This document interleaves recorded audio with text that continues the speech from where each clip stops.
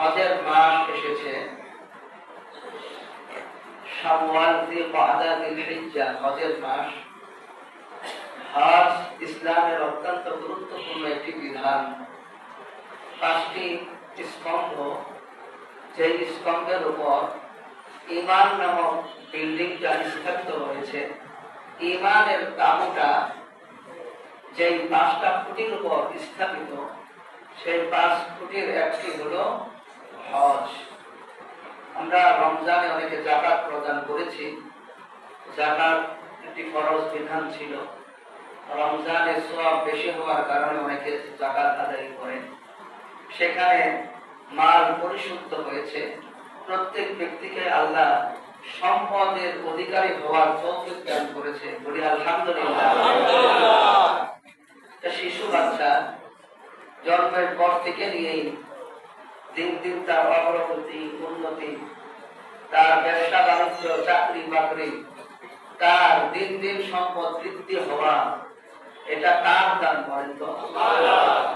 সকালে জবান করে বলেন কার দান? যে রব আমাকে আপনাকে দিন দিন অগ্রগতির দিকে নিয়ে যাচ্ছে, সেই রব আমাদেরকে আখিরাতের অগ্রগতির দিকে নিয়ে যান, বলুন আমিন।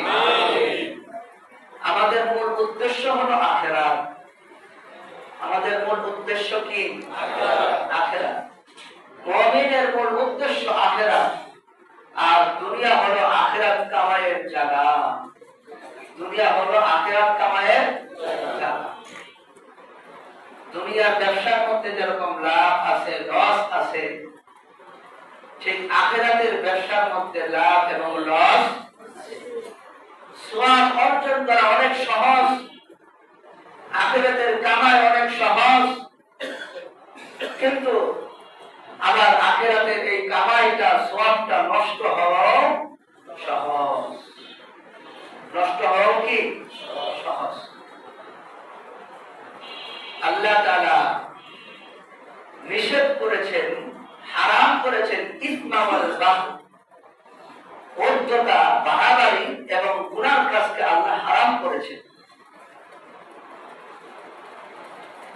আর হালাল করেছেন এই গুনার কাজ, উদ্ধতা, বাড়াবাড়ি ছাড়া আর বাকি সব কাজ আল্লাহ হালাল করেছেন। সুবহানাল্লাহ। নিকৃষ্ট প্রাণী শুয়োর, কুকুর, নিকৃষ্ট প্রাণী বাদে সব প্রাণী আমাদের জন্য হালাল করেছেন, আলহামদুলিল্লাহ। কয়েকটা প্রাণী বাদে সব হালাল করেছেন। কিভাবে? রক্ত প্রবাহিত করার মাধ্যমে হালাল করেছেন, আল্লাহর নাম স্মরণের মাধ্যমে হালাল করেছেন। কোন একটা গরু বা ছাগল জবাই করার সময় যদি আল্লাহ পাকের নাম ছাড়া জবাই করা হয়, তাহলে ওই প্রাণীর গোশত খাওয়া সম্পূর্ণ হারাম। সম্পূর্ণ কি?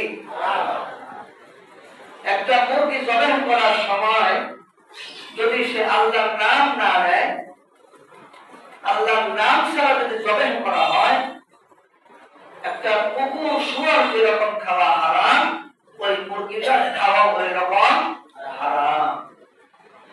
এই আইন আল্লাহ তাআলা দিয়েছে যে হালাল করেছি, তবে তুমি আমার নাম স্মরণ করে এটা জবাই করো এবং রক্তকে প্রবাহিত করো।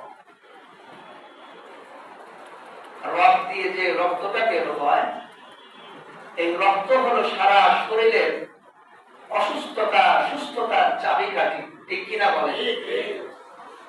আপনার শরীরের মাথা থেকে পা পর্যন্ত পুরা শরীর ক্লিন করে, ধুয়ে মুছে পরিষ্কার করে এই রক্ত, সুবহানাল্লাহ, যত রোগ আছে সমস্ত রোগের সাথে যুদ্ধ করে এই পুরা শরীরটা ধৌত করে, সমস্ত ময়লা আবর্জনা, রোগ ব্যাধি একত্রিত করে ওগুলাকে মেরে পরিষ্কার করে নতুন রক্ত তৈরি হয়, আবার পুরা শরীর ধুয়ে মুছে সুস্থ রাখে। আল্লাহু আকবার।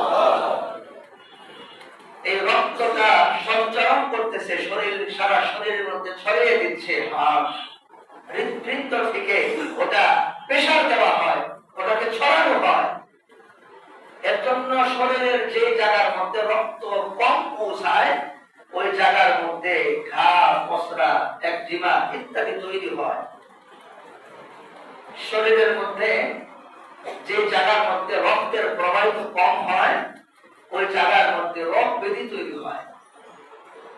তো বিজ্ঞানীরা দেখে যে একটা গরু, ছাগল, হাঁস, মুরগি তাদেরও হাড় আছে, তাদেরও রক্ত সম্প্রসারিত হয়, প্রেশার তাদেরও আছে। তো যখন জবের করা হয়, জবের করার সাথে সাথে ওই যে রক্তটা বের হয় ওই রক্তের মধ্যে সমস্ত জীবাণুগুলা ওই রক্তের সাথে বের হয়ে পুরা গোশতগুলা পবিত্র হয়ে পরিষ্কার হয়ে যায়। সুবহানাল্লাহ। তো আরেকটা পদ্ধতি আছে, অন্যরা আল্লাহর নাম ছাড়া যেটা জবেহ করে, যেটা এক কূপ দিয়ে কেটে ফেলে, অথবা আমেরিকাতে বিভিন্ন উন্নত দেশে এখন গরুর মাথার মধ্যে পিন অথবা গুলি করে গরুকে আগে হত্যা করে এরপর গলা কাটে। নাউজুবিল্লাহ। এতে করে শরীরের মধ্যে রক্ত জমে থাকে, গোশতের ভিতরে ভিতরে রক্তগুলা জমাট বাঁধা থাকে, জীবাণুগুলা জমাট বাঁধা থাকে। ওই গোশত আর হালাল গোশতের মধ্যে আকাশ পাতাল ব্যবধান। কথা বলে ঠিক কিনা? আসহাবে কাহফের সেই যুবকরা যখন ঘুম থেকে জাগ্রত হলো 309 বছর পরে, কত বছর? 309 বছর আল্লাহ তাদেরকে ঘুম পাড়াইছে। তারা ঘুম থেকে যখন জাগ্রত হলো, একজন আরেকজনকে বলে, কয় বছর ঘুমাইছ? কতদিন ঘুমাইলা? কত সময় ঘুমাইলা? মনে হয় যেন ওই তো সকালে ঘুমাইলাম, বিকালে ঘুম ভাঙলো। আবার আরেকজনে বলে, না না, আরেক বেশি ঘুম হয়ে গেছে আমাদের। অথচ 309 বছর পর্যন্ত তাদের পার হয়ে গিয়েছে, খবর নাই। এই কুদরত, এই ক্ষমতা কার হাতে? আল্লাহ। 309 বছর তারা ঘুম পাড়াইছে এই যুবকদেরকে। তারা যখন বাজারে যাবে, একজন আরেকজনকে বলতেছে যে তুমি বাজারে যাবা, সাবধান, হালাল গোশত, হালাল খাবার আনবা, ভুলেও হারাম খাবার আইনো না। সুবহানাল্লাহ। এমনি এমনি কোরআনে তাদের ঘটনা আল্লাহ উল্লেখ করে নাই, তাদের ঘটনা এমনি উল্লেখ করে নাই। তারা হালাল খাবার খেত, যে সাবধান, বাজার থেকে সস্তায় তুমি হারাম খাবার আইনো না, হালাল খাবার কিনবা। লম্বা ঘটনা। বাজারে গেছে, হালাল খাবার বেছে বেছে আনছে, যায় দেখে যে বিল্ডিং পরিবর্তন, 309 বছর আগে আর পরে একরকম থাকে বাজার। বাজারের অবস্থা পরিবর্তন, জায়গায় জায়গায় মিনার, মসজিদ দেখা যায়, মানুষের মুখে মুখে বিসমিল্লাহ শোনা যায়, আল্লাহু আকবারের ধ্বনি শোনা যায়।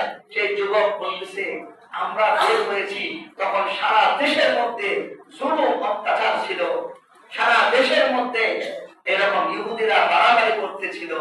আজকে সব জায়গায় এইরকম আল্লাহ, ঈসাই ধর্ম, মুসলমান ধর্ম, এটা কিভাবে হলো?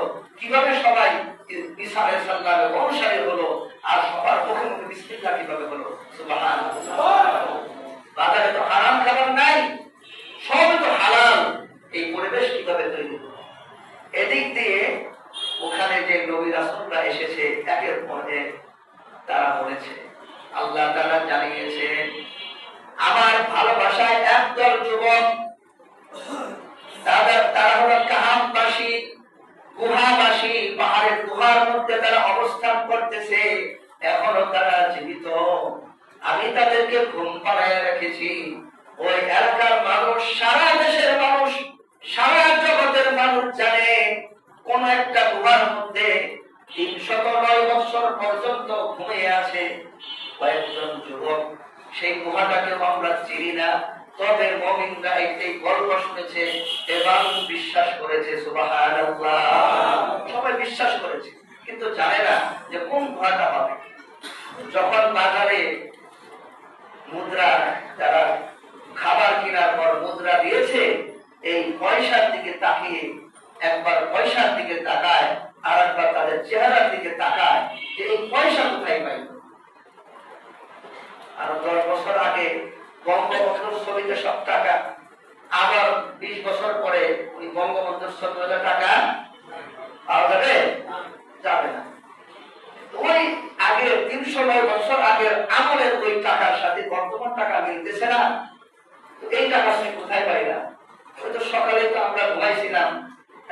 বিকালে তো আসলাম। সুবহানাল্লাহ। সংবাদ পৌঁছে গেছে গোয়েন্দার মাধ্যমে যে ওই যে আমরা সবাই যে ঘটনা বিশ্বাস করি, আমাদের কিতাবের মধ্যে যে ঘটনা উল্লেখ আছে, আমরা মনে হয় তাদেরকে খুঁজে পেয়েছি। সুবহানাল্লাহ। আমার বলার উদ্দেশ্য হলো হালাল খাবার। আপনি যখন বাজারে যাবেন, মুরগি জবাই করার সময় ওদেরকে বিসমিল্লাহ বলে দেবেন। জোরে বলো বিসমিল্লাহি আল্লাহু আকবার। খাবারটা হালাল হলো। আপনার স্মরণ কেন? এই বিষয়ে স্মরণ করলে তো আপনার শরীরের রক্ত মাংস হারাম থেকে তৈরি হবে। লা ইয়াদখুলুল জান্নাতা জাসাদুন গুযিয়া বিল হারাম। হারাম দ্বারা লালিত পালিত শরীর জান্নাতে প্রবেশ করবে না। কে বলেছে? আল্লাহর রাসূল সাল্লাল্লাহু আলাইহি ওয়াসাল্লাম। লা ইয়াদখুলুল জান্নাতা জাসাদুন গুযিয়া বিল হারাম। যত মুরগি কিনলাম, এটা হারাম হয়ে গেল, সে বিসমিল্লাহ আল্লাহু আকবার বললো না। আপনি তো জবাব করবেন না, করে তো তারা। ওরা হাজার হাজার মুরগি বিক্রি করে আর হাজার হাজার বার বিসমিল্লাহ আল্লাহু আকবার বলবে। তো কোনো সমস্যা আছে? গরু জবাই করলো, এই রক্তগুলা পড়তেছে। এই রক্ত হালাল না হারাম? বলেন না হালাল না হারাম? হারাম। হালাল প্রাণীর রক্ত হারাম। আল্লাহ তাআলা ওয়াদামু রক্তকে হারাম করেছেন। রক্ত হারাম।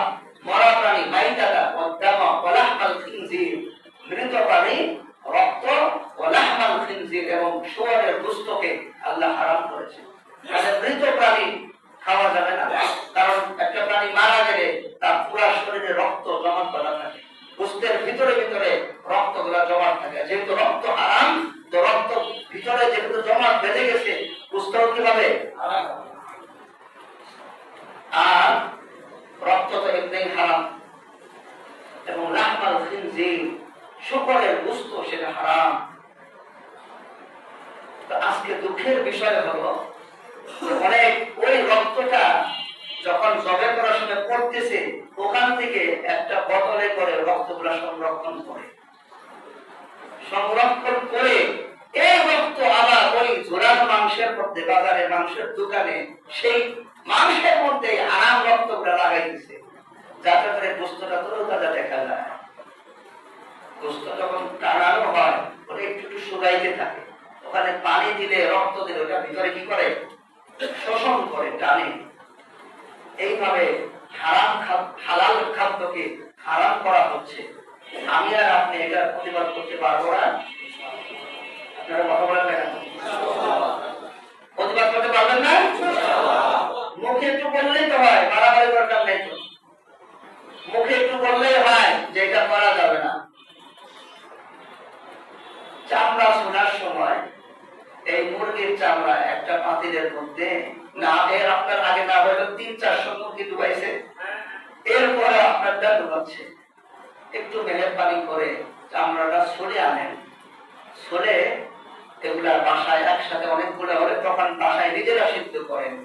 ওইখানে সিদ্ধ করার দরকার নেই। কারণ কি, যখন নাড়ি ভুঁড়ি ভিতরে থাকে, তখন যদি গরম পানিতে মুরগিটা চুবানো হয়, মানুষের মতো ওই মুরগির ভিতরে তো নাড়ি ভুঁড়ি আছে, আছে না? ওই নাড়ি ভুঁড়ির ভিতরে যত প্রকার জীবাণু আছে, গরম পানিতে চুবানোর সাথে সাথে ওই জীবাণুগুলা এই ভিতর থেকে বাইরে এই গোশতের ভিতরে ওগুলা চলে যায়। এইভাবে আমাদের হালাল খাদ্যগুলো হারাম হয়। তখন আমাদের ইবাদত বন্দেগী, নামাজে দাঁড়াইলে ঘাড় জ্বলে, অনেকে বলে নামাজে দাঁড়াইলেই শরীরে আগুন ধরে যায়, নামাজে দাঁড়াইলেই হাত পা চলতে থাকে। অনেক বিষয় আছে, আমাকে আপনাকে এগুলা ব্যবস্থা গ্রহণ করতে হবে। তো যেই জন্য কথাটা বললাম যে আল্লাহ রাব্বুল আলামিন গুনাহকে নিষিদ্ধ করেছে, হারাম বস্তুকে নিষিদ্ধ